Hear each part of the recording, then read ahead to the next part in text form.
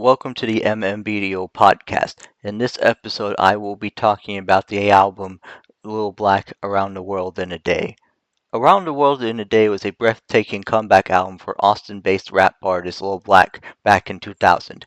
He improved in his style of rapping by using the flow and cadence of Houston rap legend Scarface with the tempo of T-Rock.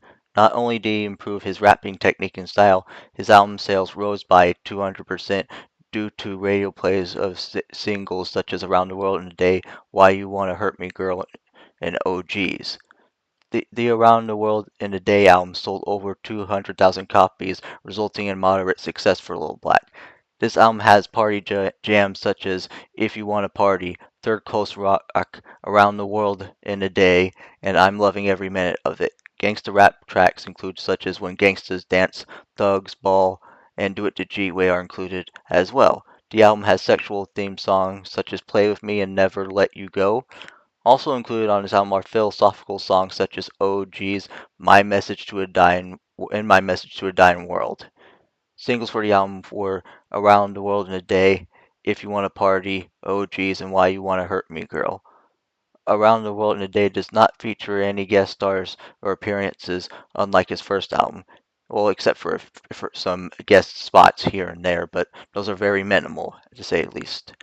Around the World in a Day has tight on-point production by Tim Bailey, aka better known as T-Baby, Bird, Yagi Musgrove, and Celia of Carnival Beats Entertainment. However, the songs produced by Bird are sort of bland and monotonous in a musical sense. The beats, chords, bells, and synths he uses are kind of flat and do not have the same velocity of loudness or presence as songs such as Big Bailey. Now, Big Bailey has always been dope with his production.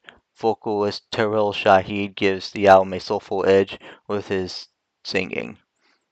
Around the World in a Day is one of the best albums from Lil Black next to We All Gonna Die, On the Road Again, and Dark Territory. For some reason, the Around the World in a Day album flew under the radar even more so than On the Road Again.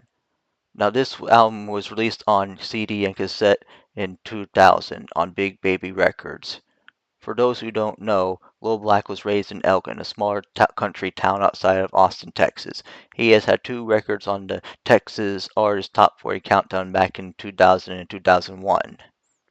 Back on the Road and Around the World in a Day being Song of the Year for 2000, as well as holding down the number one spot for 5 weeks straight. For those of you who are from Austin and Elgin, you all may remember that Lil Black had told his story, his life story, and how he shamed his family by choosing a street life in the Austin American Statesman, which made the front page news in 2001. He made news in '99 throughout 2002. Lil Black believes that his growth and maturity as an artist time has come. Lil Black talks, explains, and raps about his travels of the places he has been to in one day, around the world in a day. This is one of his singles from this exact album, which got constant radio play on 88.7 KZFM, thus eventually holding down the number one spot on the Texas Top 10 countdown for 5 weeks straight.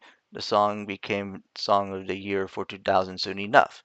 The song "Oh Geez" comes from a former drug dealer's perspective. The song revolves around his experience as a drug dealer, as the song's premise entirely revolves around the drug game. He talks and raps about the drug game coming up in and around Austin, particularly Elgin. The song serves as a cautionary tale. By sharing educational knowledge about the tricks and trades along with the ups and downs of the drug game, Lil Black cautions those to stay away from the drug and criminal activity. The song explains what OGs in the drug game were teaching Lil Black when he was coming up. That is where his experiences as a drug dealer came from. Lil Black explains the ups and downs of being a drug dealer while operating under the guise of a businessman while pursuing criminal activity. Many know that Lil Black was making moves in the drug game during this time, and that's real talk. He emphatically states how the new breed must learn the rules of the game. I'd like to apologize to everyone for there being clicks, pops, glitches, and errors throughout this episode of the MMBDO podcast. The reason why there are those errors and deficiencies is because I've been recording for nearly 2 hours now, and my mouth is sort of running dry. So thank you for bearing with me. Be sure to watch the next episode of the MMBDO Podcast.